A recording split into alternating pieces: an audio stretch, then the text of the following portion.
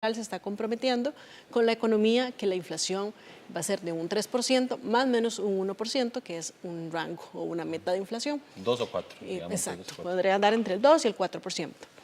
La diferencia quizás en este año fue que dice, bueno, estamos comprometidos con la inflación, pero también vamos a estar comprometidos con otras variables que son de competencia también del Banco Central, como lo puede ser el crecimiento, por ejemplo. Entonces, básicamente lo primero que debemos de entender es que esto es, por decirlo así, el presupuesto que hace el Banco Central para poder validar al final si la ejecución durante el año fue alineada a lo que están pensando. También nos presentan en este documento una serie de análisis sobre el cual respaldan para llegar a este número. Entonces hay un entorno internacional sobre el cual la economía se va a desarrollar, pero al mismo tiempo un entorno local que nos van explicando punto a punto cómo es que los están ¿Y qué quieren decir con eso? Con un esquema monetario flexible. Un esquema monetario flexible, básicamente lo que ellos están hablando, bueno, ya habíamos pasado al esquema de metas de inflación y ahora están dando un poco más de información hacia dónde ellos podrían estar viendo o llevando la economía, dependiendo también de las condiciones y las coyunturas tal como se van poniendo. Entonces pueden ser un poco más flexibles sobre el tema de la inflación, dándole prioridad en algún momento a alguna otra variable económica que ellos vean necesaria, que ellos puedan ajustar sus políticas para ayudar o hacer un poco más restrictivo el medio. ¿Cómo podría repercutir el tema del déficit fiscal en el tema de la inflación este año? Okay. En el tema del déficit fiscal, básicamente lo que tenemos hoy en día, bueno, ya vimos los indicadores nos muestran que se está proyectando para este año un 7.1%, para el próximo año todavía un poco más de déficit. Eso lo que nos está diciendo es que el gobierno está gastando ahorita más de lo que realmente le está ingresando. En términos de inflación, ¿cuál es la presión que eso va a tener al final en el día a día, en las demandas? Eso nos va a dar más a nivel de la parte monetaria y va a tener mayor impacto en lo que son las tasas de interés, porque el gobierno va a tener que salir a captar dinero del resto de la economía, llámense de los bancos, de los inversionistas, etcétera, para poder financiar ese déficit fiscal que están teniendo. Entonces, la mayor presión en primera instancia que tiene el déficit fiscal puede darse a nivel de tasas de interés. Si no encuentra recursos, tiene que competir en el mercado por recursos y para eso va a tener que pagar mayores tasas. Y esas mayores tasas las va a tener que pagar y por tanto los bancos que también necesitan dinero para prestarle al resto del público van a tener también que pagar aún mayores tasas y ahí pueden empezar un proceso de aumento de tasas. En el tanto el Banco Central tenga recursos para financiarse sin tener que presionar, las tasas no se verían tan afectadas. Entonces ese es el balance con el que el gobierno tiene que estar administrando sus flujos.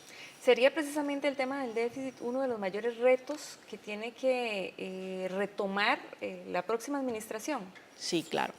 Sí, porque también estamos viendo en el programa que está dándose una desaceleración de la economía.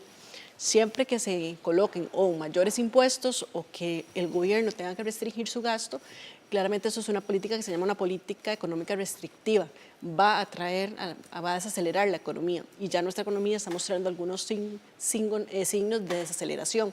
Entonces, como que no es congruente decir que vamos a hacer una política restrictiva en un momento que la economía se está desacelerando, pero evidentemente el problema del déficit fiscal está haciendo y pidiendo a gritos una reforma en la cual le inyecte o mayores ingresos al gobierno o que le recorte los gastos que hoy por hoy está enfrentando. ¿Y de dónde sacar esos ingresos? Porque hay un crecimiento sostenido, ¿verdad? Digamos, se plantea un crecimiento sostenido, hablan de un 3.6% para este año y de un 3.9% para el próximo año.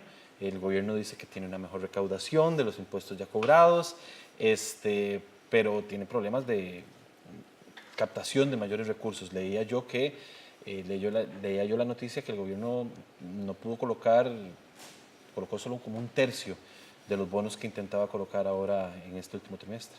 Sí, realmente la captación que ha venido haciendo el gobierno de recursos ha sido bastante agresiva desde diciembre a la fecha y han captado un buen monto de dinero y está teniendo una demanda, quizás no la demanda que quiso con los 400 millones que lanzó, pero si vemos, sí está teniendo un flujo o un apetito por inversionistas que quieran invertir, que le está permitiendo, digamos, en estos momentos hacer frente a esas necesidades de dinero.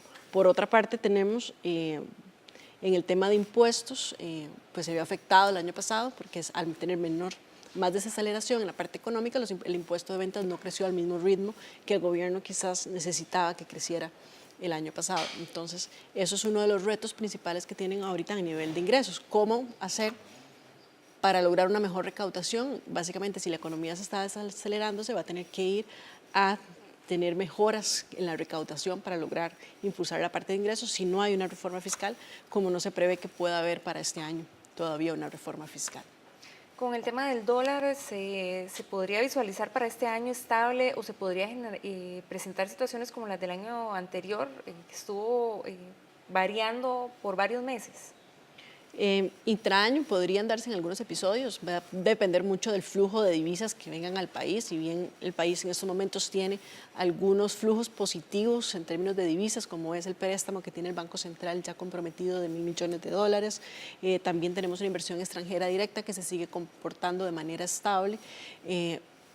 Podríamos ver que durante el año algunas volatilidades típicas de la estacionalidad que tiene el tipo de cambio, pero en estos momentos no se prevé una fuerte devaluación del tipo de cambio. Básicamente podríamos estar estimando niveles muy parecidos a los del año pasado, quizás un poco mayores. También esto va a depender de quiénes van a tomar las riendas del Banco Central con la nueva administración. Bien claro, esta administración ha sido muy claro como objetivo tener una estabilidad del tipo de cambio y lo valoran como tal. Probablemente puede venir otra administración cuyo peso le va a dar distinto a esa variable, entonces podría reaccionar de forma distinta. Entonces sí va a depender también mucho de cuál es la nueva administración también del Banco Central. Volvamos a hablar del déficit y en el contexto en el que nos encontramos, ¿verdad? Que es en el contexto de elecciones presidenciales. ¿Hay alguna forma? Porque hemos visto no hemos visto mucho hablar el tema en la campaña electoral, ¿verdad? El tema del déficit no se ha hablado mucho en la campaña electoral, aún siendo para muchos analistas el principal tema que se debería estar abordando. Y hemos escuchado a algunos partidos políticos, principalmente creo que la Unidad Social Cristiana, que ha dicho que el déficit debería estar en el 3% y no cercano al 7% como nos encontramos ahora. ¿Cuáles son, desde su perspectiva, las acciones que debería tener nuestro Estado, para poder bajar varios puntos de ese déficit y encontrarnos a niveles normales, como lo plantean algunos? Creo que en el muy corto plazo el mensaje que debería de lanzar cualquiera de los que resulte elegido en las próximas semanas va a ser un mensaje de control político que tenga sobre la Asamblea Legislativa o sobre la misma ejecución en su poder ejecutivo. Básicamente porque el campo de acción que va a tener en el muy corto plazo es muy limitado. Pero lo que nos están solicitando las agencias calificadoras de riesgo a nivel internacional y en términos generales los mercados es que haya poder de ejecución, poder de que se pueda hacer algo y se plantee alguna línea.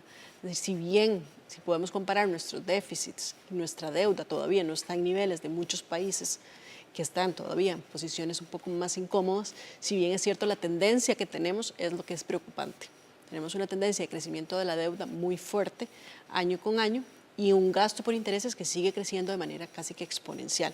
Entonces, el no poder haber logrado acuerdos en los últimos años, eso es principalmente lo que preocupa a las entidades, el ver que como país estamos trabados y no logramos hacer un giro en términos fiscales.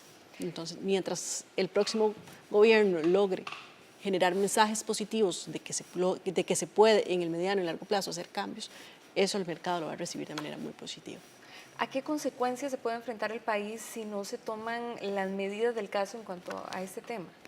Principalmente la medida inmediata son aumentos en las tasas por la necesidad del gobierno. El gobierno va a tener que ir a captar dinero a las tasas que se le presentan y por eso va a tener, digamos, dentro de lo que es el costarricense promedio, un aumento en las tasas, un encarecimiento de lo que son los créditos y por tanto el acceso a sus consumos y a los que ya tiene o a los que desearía tener a futuro. Silvia Jiménez, muchísimas gracias por acompañarnos esta noche. A ustedes las gracias. Gracias. Y vamos a ir a una pausa, ¿verdad? Y regresamos en un instante aquí en Costa Rica Noticias.